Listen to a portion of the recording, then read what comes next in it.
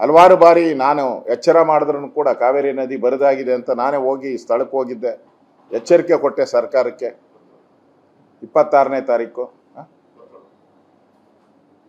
ಆದರೂ ಕೂಡ ಸರ್ಕಾರ ಎಚ್ಚರಗೊಂಡಿಲ್ಲ. ಇವತ್ತು ಈ ಬೆಳವಣಿಗೆ ಆಗಿರೋದಕ್ಕೆ ನೇರವಾಗಿ ಕಾಂಗ್ರೆಸ್ಸೇ ಕಾರಣ. ಅದಕ್ಕೆ ಕೂಡಲೇ ಇದು ಕಾಂಗ್ರೆಸ್ ಪಾರ್ಟಿ ವಿಚಾರ ಅಲ್ಲ, ಇದು ರಾಜ್ಯದ ಜನರ ಬದುಕಿನ ಪ್ರಶ್ನೆ. ಕಾವೇರಿ ಬೆಲ್ಟ್ ಏನಿದೆ ಆ ಜನರ ಬದುಕಿನ ಪ್ರಶ್ನೆ. ಆ ಬದುಕಿನ ಜೊತೆ ಚೆಲ್ಲಾಟ ಆಡುವಂಥ ಈ ಕಾಂಗ್ರೆಸ್ ಸಂಸ್ಕೃತಿಯನ್ನು ಬಿಡಬೇಕು.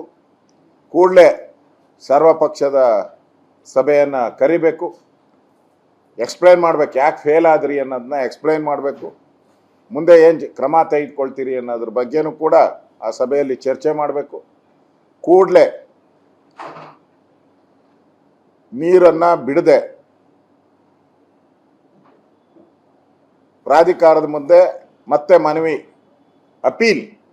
ಅಪೀಲನ್ನು ಕೂಡಲೇ ಹಾಕಬೇಕು ಅನ್ನೋ ಆಗ್ರಹವನ್ನು ಮಾಡ್ತೀನಿ. ಹಾಕಿಲ್ಲ ಅಂದರೆ ನೀವು ತಮಿಳ್ನಾಡು ಜೊತೆ ಶಾಮೀಲಾಗಿದ್ದೀರಾ ಅಂತ ರಾಜ್ಯದ ಜನ ಅರ್ಥ ಮಾಡ್ಕೊತಾರೆ.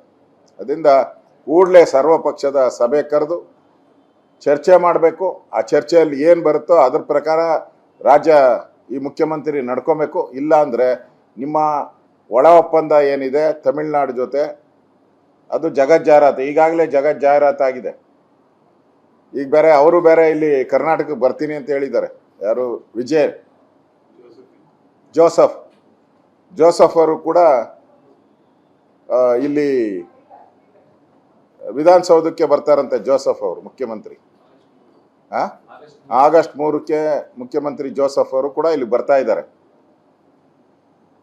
ಅದರಿಂದ ಬಂದಾಗ ಸುಮ್ಮನೆ ಕಾಟಾಚಾರಕ್ಕೆ ಒಳಗಡೆ ಮಾತುಕತೆ ಆಗೋದು, ಆಚೆ ಬಂದು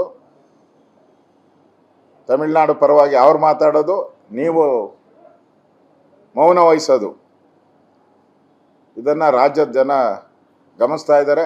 ನನಗಸ್ತತೆ ಅವ್ರು ಬರೋದ್ರಿಂದ ಏನು ಉಪಯೋಗ ಇವತ್ತು ಹೇಳಿದ್ದೀನಲ್ಲ, ಒಬ್ಬ ವಿರೋಧ ಪಕ್ಷ ನಾಯಕನಾಗಿ ಹೇಳಿದ್ದೀನಿ.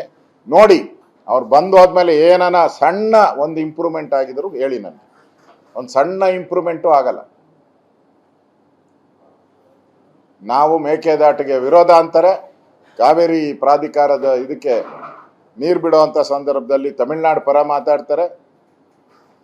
ಪತ್ರಿಕೆಗಳಲ್ಲಿ ಮಾನ್ಯ ದಿನ ಮಾಧ್ಯಮದಲ್ಲಿ ಸಂಧಾನ ವಿಫಲವಾದಂಥ ಸಂಧಾನ ಇಷ್ಟೇ ಬರೋದು. ನಾನೇ ಹೆಡ್ಲೈನ್ ಹೇಳ್ಬಿಟ್ಟಿದ್ದೀನಿ ಪತ್ರಿಕೆಯಲ್ಲಿ, ವಿಫಲವಾದಂಥ ಸಂಧಾನ. ಎಲೆಕ್ಟ್ರಾನಿಕ್ ಮೀಡಿಯಾದಲ್ಲಿ ಕಳಚಿ ಬಿದ್ದ ಆಕಾಶ ಅಂತ ಏನಾನ ಬರ್ತೈತೆ ಅಷ್ಟೇ. ಅಷ್ಟು ಬಿಟ್ಟು ಇವರು ಬರೋದ್ರಿಂದ ಇದೊಂದು ನಾಟಕ. ಇವರಿಬ್ಬರು ಇಂಡಿ ಒಕ್ಕೂಟದಲ್ಲಿರೋರಂಥವ್ರು. ಅದರಿಂದ ದಮ್ ಬಿಟ್ಟು ಕೇಳೋಕ್ಕೆ ನಮ್ಮ ಮುಖ್ಯಮಂತ್ರಿಗೆ ಅಧಿಕಾರ ಇಲ್ಲ. ಯಾಕಂದರೆ ಅಲ್ಲಿ ರಾಹುಲ್ ಗಾಂಧಿಯವರ ಒತ್ತಡ, ಅಲ್ಲಿನ ಸೋನಿಯಾ ಗಾಂಧಿಯವರ ರಿಮೋಟ್ ಕಂಟ್ರೋಲ್ ಇವೆಲ್ಲ ವರ್ಕೌಟ್ ಮಾಡಿದೆ. ನೀವು ಜನಕ್ಕೆ ತೋರ್ಸೋಕ್ಕೋಸ್ಕರ ನೀವು ಸಭೆ ಮಾಡಿ, ಆದರೆ ಹೊರಗಡೆ ನೀವು ಅದೇ ಸ್ಟ್ಯಾಂಡಿಗೆ ಬೈಂಡ್ ಆಗಿ ಅನ್ನೋದನ್ನು ಸ್ಪಷ್ಟವಾಗಿ ರಿಮೋಟ್ ಕಂಟ್ರೋಲ್ ಮಾಡ್ತಾ ಇರೋರು ಹೇಳ್ತಾರೆ. ಅದರಿಂದ ನನಗನ್ಸ್ತತೆ ಈ ವೈಫಲ್ಯ ಇವತ್ತು ಕಾವೇರಿ ಪ್ರಾಧಿಕಾರ ಏನು ಒಂದು ರೀತಿ ಮರಣ ಶಾಸನವನ್ನು ಕರ್ನಾಟಕದ ಮೇಲೆ ಪ್ರಯೋಗ ಮಾಡಿದೆ, ಇದರ ವೈಫಲ್ಯವನ್ನು ಕಾಂಗ್ರೆಸ್ ಪಾರ್ಟಿ ಒಪ್ಕೊಬೇಕು. ಕಾಕ್ರೋಚ್ ಮೆರವಣಿಗೆಗೆ ಹೋಗೋಕ್ಕೆ ಟೈಮ್ ಇತ್ತು.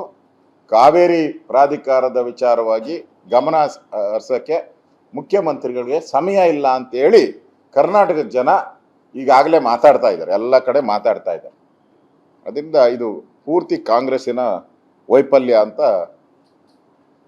ರಾಜ್ಯದ ಜನ ಅರ್ಥ ಮಾಡ್ಕೊಂಡಿದ್ದಾರೆ.